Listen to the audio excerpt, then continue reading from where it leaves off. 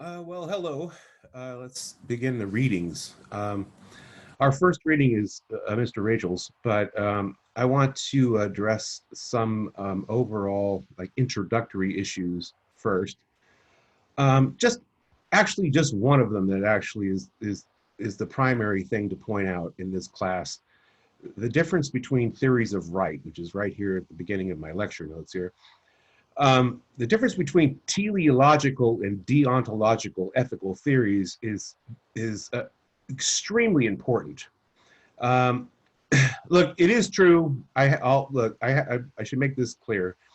It is true that sometimes the two theories will uh, speak with one voice, say the same thing. That happens. But there's a lot of cases, and I mean a lot of cases, where the teleological approach and the deontological approach are at odds, and they can it makes a really big difference in how you approach ethical questions. All right, so what are they?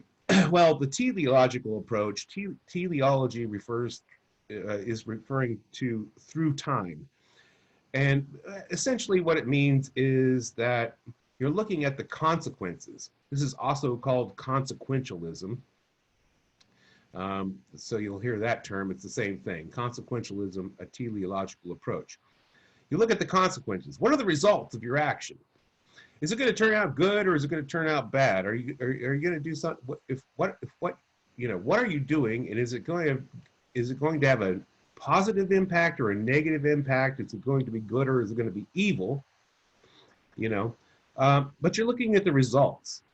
So it doesn't matter what your motives are, what the rules are, none of that. You're just looking to see, I want the best result that I can get. I don't care how I get there. The ends justify the means. That's the way you'll probably hear this in colloquial, I always trip over that word, colloquial English. Now, the deontological approach is sort of the opposite of that. Here, you don't look at the results at all. So deontology does not look at the results. It points backwards to motives and rules. Rules in particular, I should note, it typically is about, hey, there's ethical rules. There's rules for how you should behave and act. Follow those rules. Doesn't matter how it turns out. It could turn out to be great. It could turn out to be a mess. But you followed the freaking rules. You did what you were supposed to do, right? And you can always say, look, I was following the rules. So that's deontological. So that means the means justify the ends. And like I said, this makes a really big difference in a lot of ethical issues, well, philosophical issues too, but ethical issues in particular. Now, just to give you a couple of examples from the readings we're about to do, John Stuart Mill is definitely the king of the teleological consequentialist philosophers. Utilitarianism is teleological. He is the most famous philosopher presenting that viewpoint. It is worth noting that the first thing we're going to read about, which is Rachel's, is addressing ethical egoism, and ethical egoism is teleological, not a popular theory, and he argues against it, but that is teleological as well. On the deontological side, Kant is the most famous. Those guys are kind of the big names in philosophical ethical theory. Kant and Mill, not Mills, Mill. Kant and Mill. And Kant has a rules-based theory, and we'll look at that. Another example of that, not as prominent, but pretty famous guy, is Rawls, and we're going to look at Rawls' theory of justice. That's also deontological. Okay, moving on here. I'm going to get to Rachel's now. There, okay, yeah, okay. Ethical egoism. Um, I'm not going to go through every single point of this essay. I'm going to rely on your capacity to read carefully. But you got to read carefully looking at the arguments. That's how philosophical ethics is done. It's absolutely argumentative, in the sense, like in the courtroom sense of argumentative, not like a shouting match argumentative, but arguing for your case with presenting as many facts and as much evidence as you can to support your position. And Rachel is arguing against ethical egoism. I just want to emphasize that because I have students say that Rachel's theory of ethical egoism is such and such. It's not his theory. He's actually saying it's bunk. It's not good. It's not a good theory. It has been the theory of some pretty prominent people. Thomas Hobbes was a famous philosopher who embraced this, but there are many, many others. Okay, so what particular things do I want to point out here?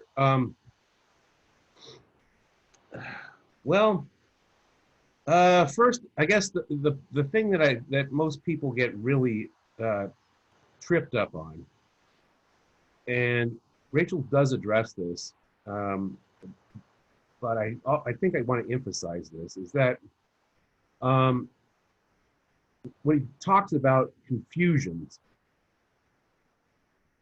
okay, well, first of all, just real quick, he distinguishes between psychological egoism and ethical egoism. I need to mention that. Psychological egoism is supposedly a fact.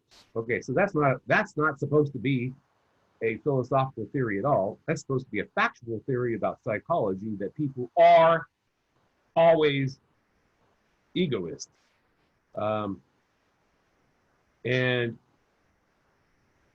as opposed to the normative philosophical theory, and the term is normative, the normative philosophical theory is that you should always be an egoist.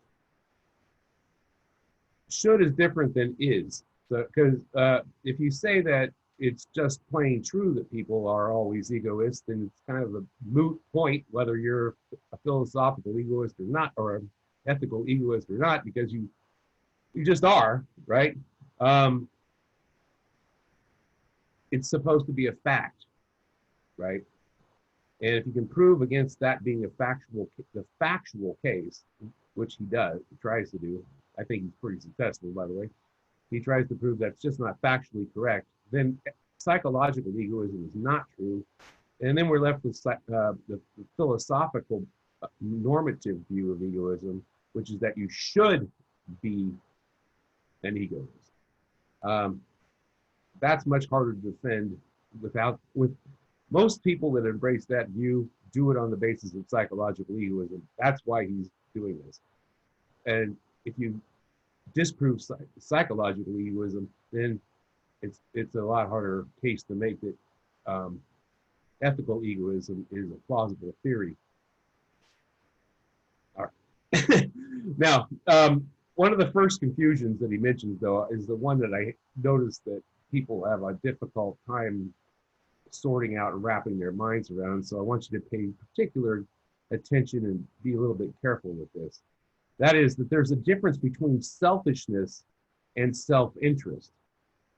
Now, ethical egoism is about selfishness. That is, I should always do what's good for me, always. Always do what's good for me. It's selfish. It's not self-interest. Well, it is self-interest too, but self-interest is much more broad than being selfish. Selfish means I'm not giving a crap about anybody. I'm going to do what's right for me all the time. It's always about me. And in particular, being selfish means that if it's bad for you, then tough. I'm doing it for me, right? So it's about selfish. Think about what the word means. It means that you're doing something that's going to harm other people a lot of times, right? Well, generally speaking, I mean, if you're selfish, you did something that harmed someone else. Self-interest is not that way, okay? And people, the reason I want to point this out is because when you say people are self-interested and they have to act in a self-interested way, and people do act that way. Now that's plausible. Now that makes a lot more sense. I mean, that actually makes sense because you're acting in your own self-interest. Um, and that means, yes, you're doing things for yourself, but you're not really harming anybody else by doing that. Like if you brush your teeth in the morning so your teeth don't fall out, that is self-interested. But no one's going to call you selfish for brushing your teeth. And the reason I really want to draw attention to this is because self-interest is not even opposed to most of the ethical theories, maybe Mill, but Rawls, who I just mentioned a moment ago, presupposes it. I mean, he says everybody is self-interested, and then he goes on to present an ethical theory um, that is nothing like egoism. Egoism is about being selfish, not about being self-interested. Read that part of the essay kind of carefully. All right. I think that's enough. I'll I'll let I'll let you uh, read the essay and please offer your comments and questions. I'm certainly going to take any questions that you have. If you do have questions about the reading and ideas that you um, didn't grasp, you know, that well, or want to elaborate more, or want to comment on, and also do the same with your other students. All right, thank you.